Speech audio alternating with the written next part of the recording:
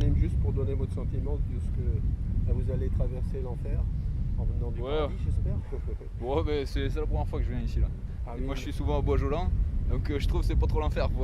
Ah, Vous contrôlez Sargasses un peu, c'est ça? Voilà, on fait Les partie taux là? d'une association, on fait des contrôles, on regarde ce qui se passe pour essayer un petit peu d'encourager les autorités à prendre des mesures. Ouais, à nettoyer un peu tout ça. À faire semblant nettoyer. D'accord. Vous faites du kite à... Ouais, moi je fais beaucoup de kite à Bois-Jolant. Vous êtes bien servi là-bas, Ouais. je pense que Ouais, c'est difficile. Hein. L'odeur là comme ça, en ce moment, elle augmente vachement sur Bois-Jolant, je vois. Ça commence à pourrir Voilà. dans l'eau là, ça s'est répandu vachement là.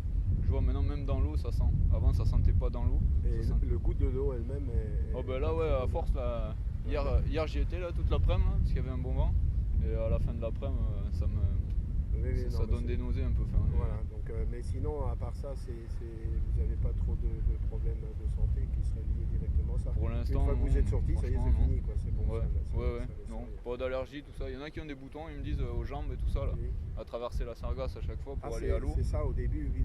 Mais au niveau des yeux, il n'y a pas de conjonctivite, des choses comme ça déclarées, non. Vous n'avez rien de... Non, j'y vais régulièrement moi en plus. En général, après le boulot, tous les soirs, j'y vais un peu, quand je peux, qu'il y a du vent. Et bon, ça dépend, c'est des périodes quoi. Ça dépend quand elles sont fraîches et que c'est pas décomposé, voilà, là, ça va. Pas un problème. Mais là, quand elles commencent à être comme celle-ci, ouais, c'est vrai que là ça sent. C'est vrai qu'il y a une masse considérable là-bas, c'est assez. Ben, moi je vois sur le spot là, il y a beaucoup moins de monde qui vient. C'est un peu hors saison là, mais les gens ils essayent d'aller ailleurs. Hein. Vous avez peut-être vu la petite vidéo qui avait été faite en 2015 de la dame qui s'est échouée complètement, là, qui a mis presque 3/4 d'heure pour sortir. Ah non, j'ai pas vu. En kite elle était ou... Ouais, en kite. Ah ben là quand on est brassé là-dedans, si on s'échoue là-dedans, c'est la galère. C'est galère. C'est le limon là, voilà. Faut ramper. Oui, et puis elle s'enfonçait jusqu'aux oreilles pratiquement. On peut se noyer, je pense, avec les lignes de kite. Oui, ça se prend dedans, et en plus si vous avez des taux super élevés de sulfure d'hydrogène et tout ça. Moi je connais pas trop un peu, mais c'est vrai que j'ai vu que les gars ils travaillaient avec des masques là quand ils nettoient là. Oui, eux, ils sont en permanence et eux ils ont les taux vraiment maximum.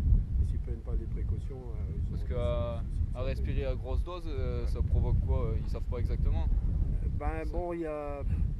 C'est surtout des choses qui après peuvent éventuellement se soigner dès qu'on ressort. Bon, il y a les conjonctivites, il y a des atteintes aux poumons et plein de choses comme ça. Mais, pas irréversible quoi, c'est des choses. Ce qu'ils savent pas trop, c'est les petites doses, faibles doses à très très long terme. Sinon, c'est par exemple, alors ce qui s'est passé aussi en 2015, il n'y avait pas d'ammoniac. Et maintenant, ils ont rajouté l'ammoniac. D'accord. Et l'ammoniac, à la différence de sulfure d'hydrogène, celui-là, on ne le sent pas.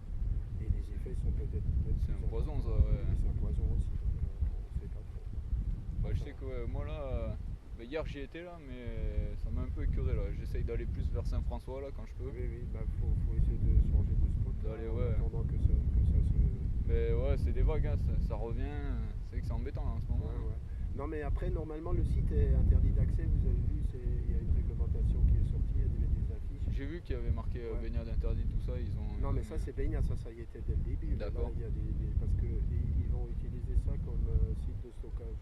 D'accord. Vous avez vu les montagnes derrière. Oui, j'ai vu les camions hier, ils tournaient aussi. Voilà. Donc à un moment donné, ça va saturer et il n'y aura plus de place de partout. Plus de place pour... d'accord. Et toutes les plages qui nettoient, ils envoient tout là-bas alors en tout cas, celle de Sainte-Anne est dans la proximité, c'est ce qui se passe. C'est la zone de stockage actuelle. Ouais, parce qu'il y a un refus systématique des envoyés d'où elles viennent, en haute mer, ou peut-être en coulant, au moins on pourrait s'en débarrasser sans pour autant ajouter à la pollution. C'est quand même un produit marin Oui, ça vient de la mer à la base. Oui, donc on peut lui rendre, c'est pas et après, c'est pas réutilisable en plus, non? Ils cherchent des... C'est ça le problème, c'est que s'il y avait en engrais alors, c'est un peu un scandale aussi, parce qu'en engrais, tout le monde sait, et c'est marqué sur internet, et on prévient les gens de ne pas les utiliser pour les jardins potagers, parce que c'est chargé d'arsenic et de métaux lourds, alors qu'en Martinique, il y a un béquet qui a reçu des aides de 3 millions pour en faire de l'engrais. Alors, c'est comme le chlordécone. Là, ils savaient pertinemment que c'était un produit dangereux et c'était autorisé.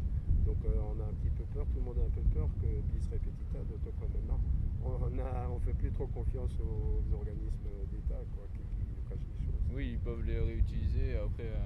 Alors, ça brûle pas, c'est dommage, parce que si on pouvait le valoriser et si des gens pouvaient gagner de l'argent, il n'y en aurait plus depuis longtemps. Ça, c'est Ah bah là c'est un produit naturel qui arrive. ouais. Oh, bah, du coup il faut espérer que. Mais je pense que c'est pas fini non. Faut espérer Non, que les mais courants. ce qu'il y a et peut-être ce qui peut nous sauver, c'est si on attend novembre, il y en a encore autant pour la route du Rhum. Là s'il y a ces engins à 10 millions d'euros à 50 nœuds qui sont à plein, là je peux vous dire que Mais je sais que moi je suis venu ça va faire mal, hein. au mois de janvier là, en voilier là. On a Ouais. fait une transat et arrivé à la moitié de la traversée là ça commençait. Ça arrêtait pas, hein. Moi j'ai levé les cannes à pêche à partir du milieu. Ouais. Parce qu'après il y a des bancs partout. Il y a des bancs. Mais des il gros arrivait bancs. à traverser, il contournait, non, il essayait. Non, on les traversait, c'était des petits bancs Ah oui, étalés, ok. parsemés. Ouais. Mais bon, là c'était pas un bateau de course, je pense. Non, c'était un voilier, on n'était pas en recherche de performance. Parce que les autres trucs à la vitesse Ah oui, où ils sont, là, ça les freine, ça va exploser, non, mais ils vont exploser. Et là, ils se rendent pas bien compte, parce qu'ils prennent un risque inouï, c'est devant toutes les caméras du monde, quoi. Là, en publicité, c'est peut-être pas. Ben après, ils disent que ça vient, si j'ai bien compris, d'Amazonie, non du Brésil, ça oui, remonte. C'est nourri par les déchets agricoles d'Amazonie, déjà, de l'Amazone. Après, il y a aussi les brumes de sable, enfin, il y a plein de facteurs qui contribuent tous dans le même sens, quoi. D'accord. Et donc, apparemment, les surfaces, elles vont en augmentant. Donc, la probabilité qu'on se les prenne est plus longtemps aussi. Alors maintenant, il y a juste les courants et les vents qui peuvent nous sauver, mais ça, c'est une autre histoire.